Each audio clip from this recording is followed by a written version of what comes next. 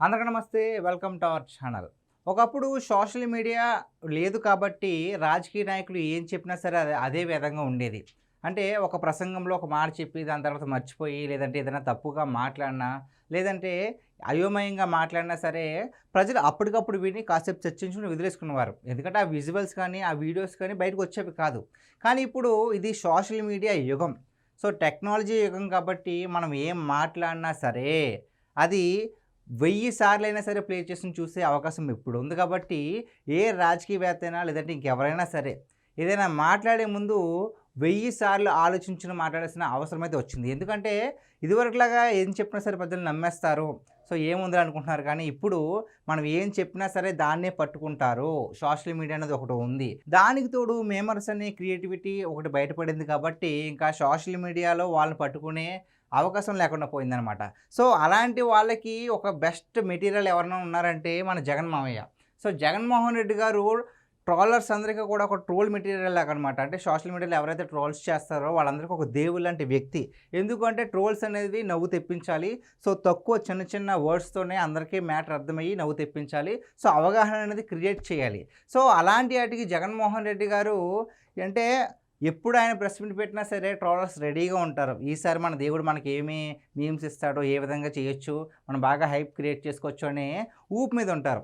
So Jaganmohan Reddy గారు మాత్రమే కాదండి. సో వైసీపీకి సంబంధించిన చాలామంది నాయకులు ఈ మధ్యన కొన్ని అబద్ధాలు వాటిని అబద్ధాలు అంటారో లేదంటే కప్పిపుచ్చుకునే ప్రయత్నం అంటారో తెలియదు కానీ చాలా విపరీతంగా అడ్డగోలుగా అయితే మాట్లాడడం జరుగుతుంది. సో మనకి గూగుల్ రావడం పైన అదేవిధంగా కల్తీ మద్యం ఒక మాస్టర్ ప్లాన్ వేశారు కదా! సో దాని మీద కొంతమంది మేమర్స్ చాలా క్రియేటివిటీతో మనందరికీ మ్యాటర్ అర్థమయ్యేలాగా కొన్ని మీమ్స్ అయితే తయారు చేశారు. సో ఒకసారి ఏంటి అనేది తెలుసుకునే ప్రయత్నం చేద్దాం. సో మీరు ఇక్కడ చూస్తే గూగుల్ వచ్చింది కదా! సో గూగుల్ ఎప్పుడైతే మనం వస్తుంది తీసుకొచ్చారు కూటమి ప్రభుత్వం అంటే అప్పటి నుంచి దాని మీద వైసీపీ వాళ్ళు ఎంతలా నెగటివిటీగా మాట్లాడుతున్నారో మనందరికీ తెలిసిందే. సో దాని గురించి ఇక్కడేమో ఎవరున్నారు ఇక్కడంటే ఇక్కడేమో మాజీ ఐటీ మినిస్టర్ అయినటువంటి గుడివాడ అమర్నాథ్ ఉన్నారండి. అలాగే ఇక్కడేమో వైసీపీ మేధావి ఎంఆర్ పాషా గారు ఉన్నారు. సో వీళ్ళేమంటున్నారంటే అంటే ఈ మీమ్ చూడండి అసలు ఈ క్రియేటివిటీ ఎలా ఉందంటే, గూగుల్ డేటా సెంటర్ వైజాగ్ రావడానికి కారణం మేమే అని చెప్పేసి అమర్నాథ్ గారు అయితే చెప్పడం జరుగుతుంది. ఆయన గూగుల్‌కి అప్పడాలకి సంబంధం లేదు కదండీ! మీరంతా మీ ఐటీ మినిస్టర్‌గా మీరుండి చేసింది అప్పడాలన్నారు, ఆపచ్చళ్ళన్నారు ఇవన్నీ వాటి గురించి ఆలోచించారు కానీ, మీరు టెక్నికల్‌గా ఏమి ఆలోచించలేదు కదా! మరి గూగుల్‌కి అప్పడాలకి సంబంధం ఏముంది? సో మీరు మాట్లాడేది వేరే కంపెనీ గురించి అయ్యి ఉంటది. అప్పడాలు సంథింగ్ ఇంకోటి ఉన్నాయి చెప్పారు కదా! సో దాని గురించి అయ్యి ఉంటది. అది వేరు, ఇది వేరు. సో ఆ విధంగా గూగుల్ డేటా సెంటర్ వైజాగ్ రావడానికి కారణం నేనే అని చెప్పేసి ఈయన అంటున్నాడు. ఇంకొక వ్యక్తి పాషా ఏమంటున్నాడంటే, డేటా సెంటర్ ఒక గోడౌన్ లాంటిది. బయట ఒక గోర్ఖాని పెట్టి వదిలేయొచ్చు అని చెప్తున్నారనమాట. అంటే మినిమమ్ నాలెడ్జ్ లేదు. డేటా సెంటర్ అంటే ఏంటి? దానివల్ల ఉపయోగం ఏంటి? సో ఎంతమందికి ఉద్యోగ అవకాశాలు వస్తాయి?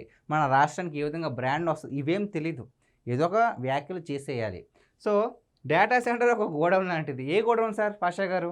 అంటే మీ వైసీపీ వాళ్ళు అధికారంలో ఉన్నప్పుడు అడ్డగోలుగా దోచుకున్న తర్వాత ఆ డబ్బునంతా దాచిపెట్టుకోవడానికి గోడౌన్స్ ఎలా కట్టుకున్నారో ఇది కూడా అలాంటి గోడౌన్ అనుకోవడం మీ అమాయకత్వానికి వదిలేస్తున్నాను.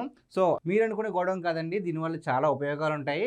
సో కాస్త మీరేదైనా మాట్లాడే ముందు ఆలోచించి గనక లేతే సరైన అవగాహన లేకుండా మాట్లాడితే ఇదే విధంగా మీమ్స్ మెటీరియల్ అయిపోతారు మీరు కూడా. సో దీని మీద కింద ఒక రియాక్షన్ ఏంటంటే బ్రహ్మానందం గారిని ఫోటో పెట్టి నెల నెలా పేమెంట్ టైంకి ఇస్తున్నా కదరా!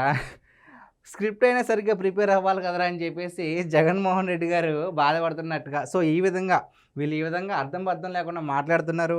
జగన్మోహన్ రెడ్డి గారు ఇప్పటికైనా పరువు పోయింది. ఎందుకురా మీకు సరైన టైంకి డబ్బులు ఇస్తున్నాం కదా! ఎందుకు మీరు ఇంతలాగా నా పరువు దిగజార్చేస్తున్నారు అన్నట్టుగా ఒక మీమ్ అయితే తయారు చేశారు. ఇంకో మీమ్ చూద్దాం. ఇంకోటేంటి చంద్రబాబు గూగుల్ తెచ్చా అని చెప్పుకుంటున్నాడు కదా! సో మేము కూడా ఇనార్బిట్ మాల్‌ని తీసుకొచ్చాం కానీ చెప్పుకోలేదు. అంటే చంద్రబాబు నాయుడు గారు చేసింది చెప్పుకుంటున్నారు. మేము చెప్పుకోలేదు కాబట్టి ఆయనదేమో పేరు బయటకొచ్చింది. మాదేమో పేరు బయటకు రాలేదు అంటున్నారు. ఇక్కడ ఈ మీమ్‌ని ఏ విధంగా తయారు చేశారంటే గూగుల్‌తో ఇనార్బిట్ మాల్‌ని పోలుస్తున్నావు కదరా! అన్నట్టుగా ఇక్కడ నాగబాబు గారు ఉన్న ఒక మీమ్ అందరికీ మనకు తెలుసు. సో ఆ మీమ్‌ని అయితే ఇక్కడ పెట్టడం జరిగింది. సో గూగుల్ ఎక్కడ? ఇనార్బిట్ మాల్ ఎక్కడండి? ఇనార్బిట్ మాల్‌తో గూగుల్ పోలుస్తున్నారు. ఈయన గత కాలంలో మనల్ని ఐటీ మినిస్టర్‌గా పాలించింది. సో ఈ విధంగా ఈ మీమ్ అయితే తయారు చేయడం జరిగింది. సో అంటే బేసిక్ మినిమమ్ నాలెడ్జ్ లేదు. సో ఏదో ఒక విధంగా కప్పిపుచ్చుకోవాలి.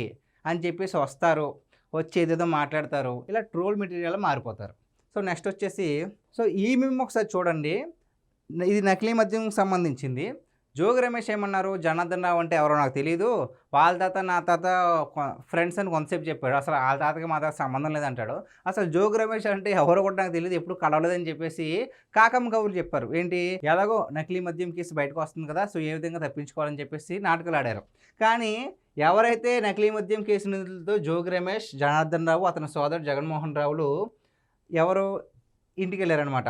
నకిలీ జగన్నాథన్ రావు ఇంట్లోని శుభకార్యంలో వైసీపీ మాజీ మంత్రి జోగి రమేష్ చూశారు కదా. సో ఈ మీమ్ ఏంటంటే, ఇక్కడ జోగి రమేష్ ఏమంటాడంట, అమ్మతోడు అది ఎవరో నాకు తెలియదు, అది ఏఐ అని చెప్పేసి ఈ మీమ్ అయితే తయారు చేయడం జరిగింది.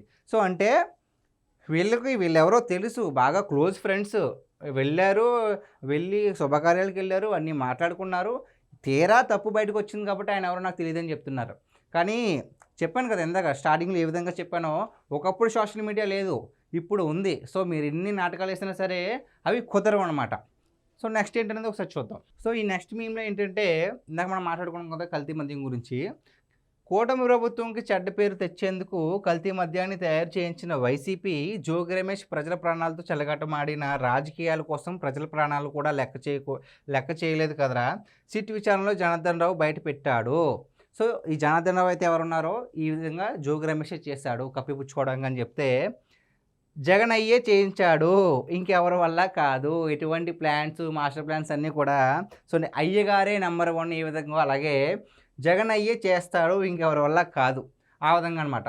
ఇప్పుడు అన్ని మాటలు చెప్పాడు కదా. ఇప్పుడు జోగి రమేష్ చెప్తేనే నకిలీ మద్యం తయారు చేశా, జనార్దన్ రెడ్డి కీలక ఒక వీడియో రిలీజ్ చేస్తారు కదా. సో దాని గురించి ఈ మీమ్ ఏంటంటే, నీలో ఒక మంచి నటుడు ఉన్నాడు రా జోగి, అంటే నీ అంత బాగా ఇంకెవరు యాక్ట్ చేయలేరు అనే విధంగా. సో ఈ నగరానికి ఏమైందనే ప్యాంప్లెట్ తీసుకుని ఈ విధంగా మీమ్స్ అయితే చేయడం జరుగుతుంది.